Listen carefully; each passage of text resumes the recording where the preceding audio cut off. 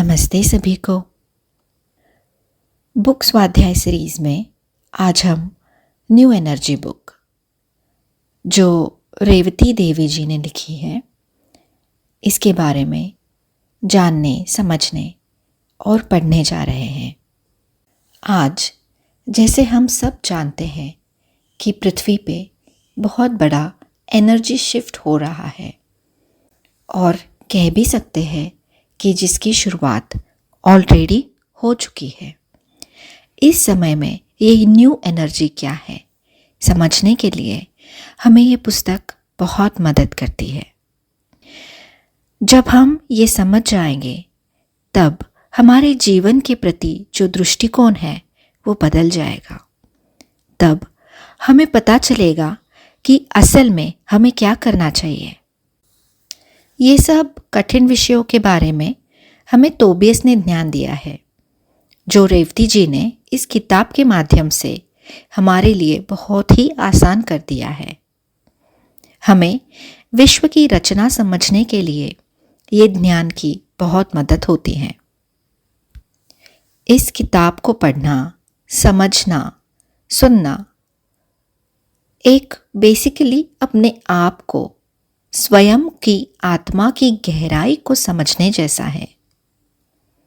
हम समझते हैं कि जो दिव्य दृष्टि या तीसरी आंख रखते हैं वही लोगों के अंदर कोई अद्भुत शक्ति होती है, लेकिन ऐसा नहीं है।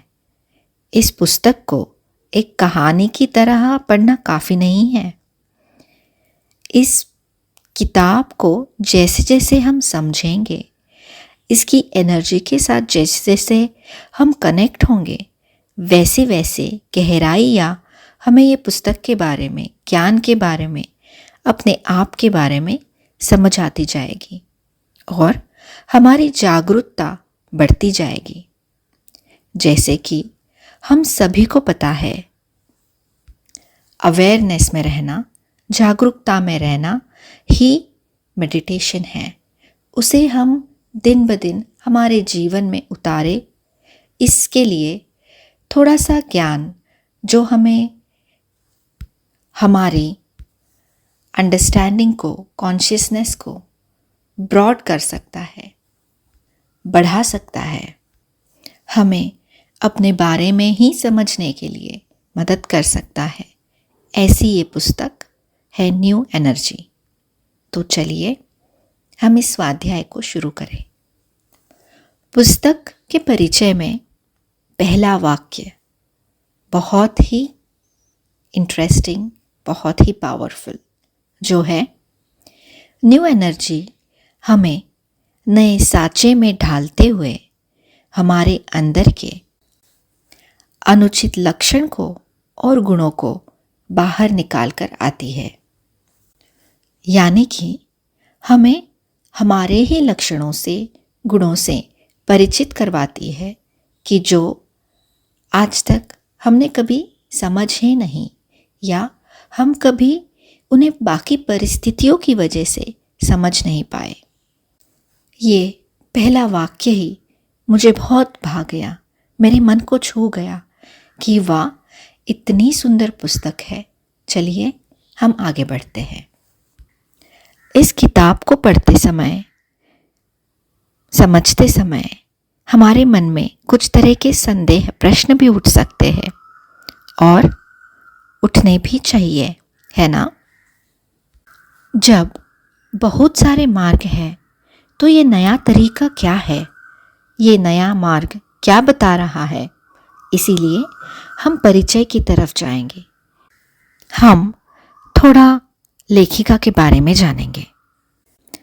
छोटी उम्र से ही, जैसे कह सकते हैं लोअर नर्सरी से, वो सुबह 4 बजे उठ के अपनी छोटी बहन के साथ 6:30 बजे तक भजन और पूजन करती थी।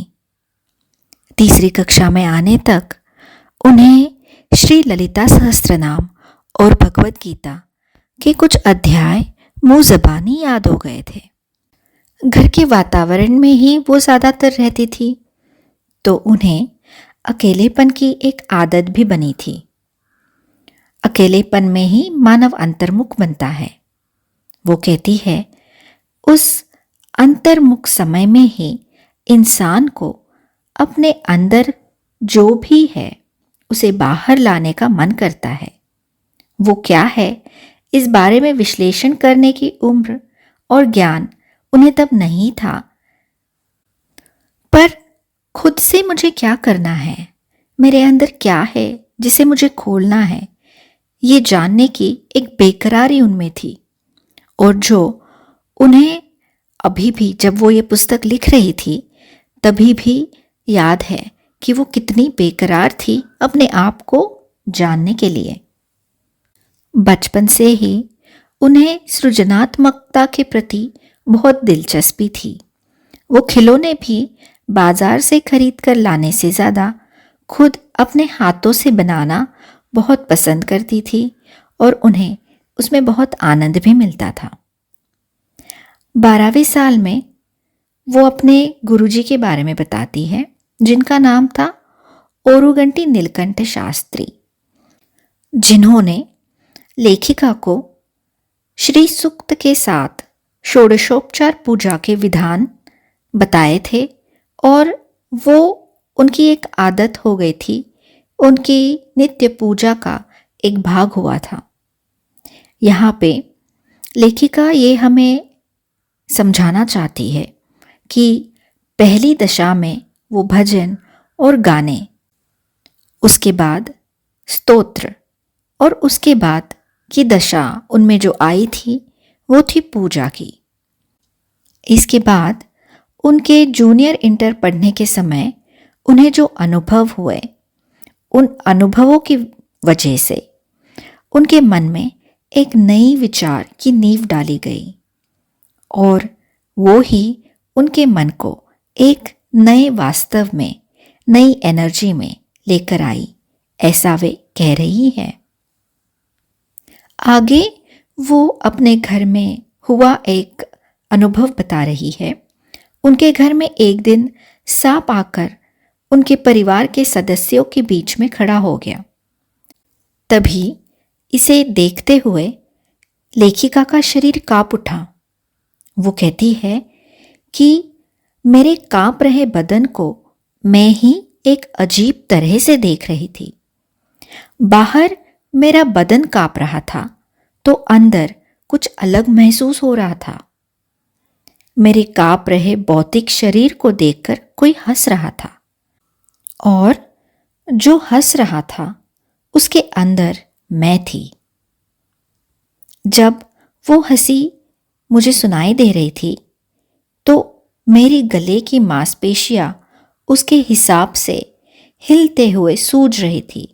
ऐसा अनुभव मुझे हो रहा था। मुझे यह एहसास हुआ कि हमारे शरीर से अलग चीज कुछ हमारे अंदर है। ये लेखिका का अनुभव, जहां उन्होंने खुद को अपने शरीर से कुछ अलग ऐसे पहली बार महसूस किया। आगे चल के लेखिका ने अपनी माँ की मदद से, जो कि उस समय कृष्णादत्ता ब्रह्मचारी के द्वारा हिंदी में आई हुई ऋष्य शृंगनी के प्रवचनों को तेलुगु में अनुवाद कर रही थी। लेखिका कहती है कि वो अनुवाद से उन्होंने बहुत सारी कीमती चीज़ें सीखी। पुराणों को समझने का एक नया तरीका, एक नया विधान उनके सामने आया। पुराणों की गाथाओं को अंधविश्वास के साथ स्वीकार करने की बजाय उसके अंदर के सार को और विज्ञान को समझने की आदत उन्हें धीरे धीरे लगी। इसके बाद उनकी माँ ने उन्हें शक्ति पंचाक्षरी का उपदेश किया और अभिषेक और शक्ति पंचाक्षरी का अभ्यास करना वो उनके प्राण के बराबर हो गया था। अभिषेक उन्हें बहुत ही पसंद आता था और नौकरी लगने के बाद भी कई दिनों तक वो अभिषेक करती थी। वो कहती है कि ऐसा कोई समय नहीं था जिसमें उन्होंने शक्ति पंचाक्षरी मंत्र का जाप नहीं किया।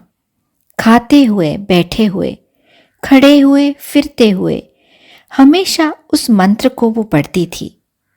उसके बिना उनका जीवन नहीं था। वो कहती है, वही पंचाक्षरी मंत्र मेरा जीवन था, मेरी जान थी, मेरी सांस थी।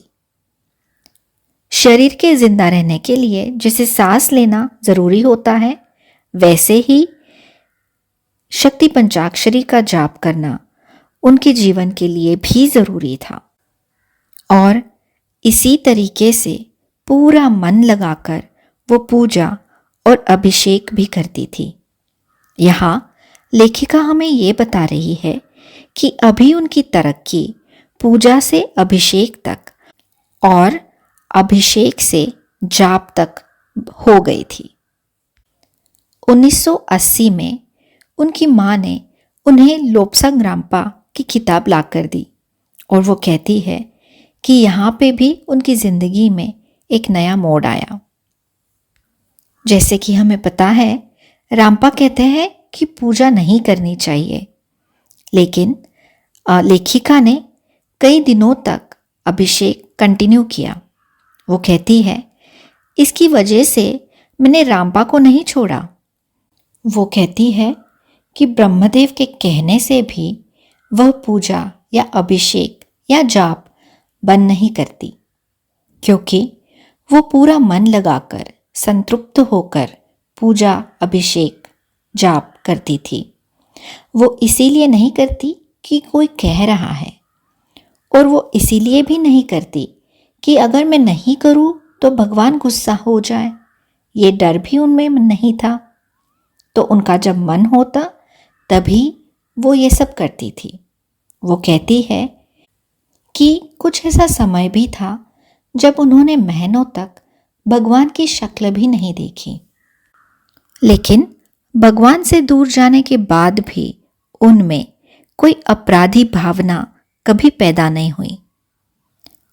वो कहती है, मेरा मन कहता था कि मनसा वाचा कर्मणा त्रिकरण शुद्धि के साथ जब हम जो करते हैं तभी उस पूजा और जाप का कुछ अर्थ होता है। उसके व्यतिरिक्त जाने के लिए उन्होंने कभी सोचा ही नहीं। वो आगे ये भी कहती है कि उन्हें पता था कि उनके ये व्यवहार से, मतलब उनके पूजा, जाप, अभिषेक, ये व्यवहार से भगवान को थोड़ा सा आपत्ति था। वो कहती है कि उन्हें नहीं पता कि उन्हें कैसे पता था, लेकिन उन्हें पता था। इसीलिए बहुत महीने के बाद जब उनका मन करता तो वो स्वच्छ मन के साथ अभिषेक करती थी। वो कहती है कि यही विचार आध्यात्मिक तौर पे उन्हें आगे बढ़ाने के लिए बहुत उपयोगी हुए। भगवान को देखकर डर या संकोच अगर हम करेंगे तो हम आध्यात्मिक तौर पर विकास नहीं कर पाएंगे, ऐसा लेखिका यहाँ कह रही है। वो आगे ये कहती है कि अच्छे से पक जाने वाला फल जैसे पेड़ को छोड़कर नीचे गिर जाता है, वैसे ही मुझे कुछ भी पता नहीं चला कि कब मैं इस सब से इतना दूर हो गई। यानी कि जाप, पूजा, अभिषेक, इन सब से। आगे लेखिका अपना और एक अनुभव बता रही है। जब वो ओंगल के एक ट्यूटोरियल कॉलेज में काम करती थी, उन दिनों में उनकी एक आदत थी कि जो काम वो कर रही है उसे रोककर श्लोक पढ़कर संध्या दीप को नमस्कार करके वो अपना काम आगे जारी रखती थी। जब वो संध्या दीप को जलाती थी, वो समय कभी उनके काम में रुकावट नहीं हुआ। और उन दिनों में, वो समय में वो अपनी कक्षा में होती थी, तो वो अपने पाठ को रोककर दीप को नमस्कार करके अपना पाठ आगे वापस जारी रखती थी। देखने वाले क्या सोचेंगे, इस पर उन्होंने कभी ध्यान ही नहीं दिया। हर दिन संध्या दीप को नमन करना उनका एक नियम बन चुका था। एक दिन उसी तरह वो जब नमस्कार कर रही थी तो उनके दिमाग में एक पुरुष की आवाज खिलखिलाती हंसी की तरह सुनाई दी। वो हंसी हास्यास्पद नहीं थी। छोटे बच्चों की बचकानी हरकतों पर मंत्रमुग्ध होकर ज्यादा देर तक ना रोकने की पाने की आने वाली हंसी वो थी। स्नेह से जुड़ा हुआ अभिवादन था वो। हंसकर आवाज आई थी, एक जगह सिर्फ एक ही समय में दिखने वाले दीपक को देखने से अच्छा है हर वक्त हर जगह जो दीप है उसे देखने की कोशिश करो। लेखिका कहती है, वो आवाज के प्रति उनको कोई संदेह नहीं था। उस दिन से संध्या दीपक को नमस्कार करने का विचार उनके मन में कभी नहीं आया। उस दिन उन्हें समझ आया कि ऊपर से उन्हें कोई देख रहा है और उनके साथ साथ मिलकर रास्ता बना रहा है। वो कहती है, किसी भी संदेश को प्राप्त करने, उसका पालन करने के लिए उनका मन एक तरह से तैयार हो गया। और जब उनका मन अभिषेक की तरफ से हट रहा था तो उनकी मुलाकात प्राणिक हीलिंग से हुई और एनर्जी के काम करने का विधान उनको अनुभवों के द्वारा समझ में आया। उनको देवियां एनर्जी के रूप में दिखाई दे रही थी और वो इन अनुभवों के वजह से हैरान हो जाती थी। देवियों के प्रति डर और भक्ति के बीच की दूरी को मिटाकर उनके प्रति और उनकी तत्व के प्रति एक नया उत्साह उनको इस समय मिला। उसके बाद पिरामिड से जुड़ी एक किताब पढ़ने के बाद उन्हें एनर्जी की प्रवृत्तियों को कैसे होती है इसके बारे में जानने में आया। वो आगे चलकर देवी भागवत के वर्णन को साइंस के हिसाब से विश्लेषण करने लगी थी। वो कहती है कि साइंटिफिक तरीके से सोचना उनकी आदत ही थी, उनका स्वभाव था। साइंस की तरह सोचना मतलब क्या, वो यहाँ हमें बता रही है। साइंस के हिसाब से सोचिए मतलब हमारे सीमित साइंस को देखकर साइंस सिर्फ यही है ऐसा मत समझिए। साइंस से पुराना कुछ भी इस सृष्टि में नहीं है। जिसे भी देखो उसके पीछे साइंस और भौतिक विज्ञान ज़रूर होता है। ऐसे विज्ञान के बारे में हमें सोचना चाहिए। जिससे हम महिमा और लीला समझते हैं उसके पीछे भी एक विज्ञान है। ये विज्ञान क्या है? किसी भी काम को कारण प्रकृति सूत्र पर आधारित होना पड़ता है। परमात्मा को भी कुछ काम करने के लिए प्रकृति सूत्र के ऊपर आधारित होकर करना पड़ता है। इस बात को हमें समझना बहुत ज़रूरी है। जब हमें उस विज्ञान के बारे में समझ नहीं आता तो हम उसे महिमा और लीला ऐसे समझ बैठते हैं। आगे उनकी माँ ने उन्हें ध्यान शुरू करने के लिए कहा और उसी समय उनका परिचय पिरामिड स्पिरिचुअल सोसाइटी से हुआ और वो ध्यान के रास्ते में आगे बढ़ी। वो कहती है कि आज पीछे पलटकर देखने पर लगता है कि मेरे द्वारा उठाया गया हर एक कदम दूसरे कदम की एक नींव हुआ है। पूजा, अभिषेक और जाप में उतारा गया। टेलीपैथी में आए गए संदेश से, अनुचित आचार से छुटकारा पाया गया। इतने में रामपा द्वारा नए कोण की तरफ नींव डाली गई। उसके बाद एनर्जी की प्रवृत्तियां समझ में आई। उनके समझ में आने से ही तोबियस, क्रेयॉन जैसे विविध चैनलिंग में आने वाले समाचार मुझे समझ आने लगे। यह कोई नया मार्ग नहीं है। आध्यात्मिक परिणाम क्रम में अगली सीढ़ी है। इस सीढ़ी के ऊपर पैर रखने के बाद मेरा जीवन इतना बदल गया कि मैं बातों में नहीं बता सकती। उन अनुभवों को भी धीरे धीरे संदर्भ के प्रकार से आपके साथ मैं बांटूंगी। और यह कहकर वो परिचय को यहाँ समाप्त करती है। तो आज हम हमारा ये एपिसोड भी यही समाप्त करेंगे। आशा करती हूँ कि आप ये न्यू एनर्जी बुक की एनर्जी के साथ जुड़ गए हों। अगले एपिसोड तक लव एंड लाइट।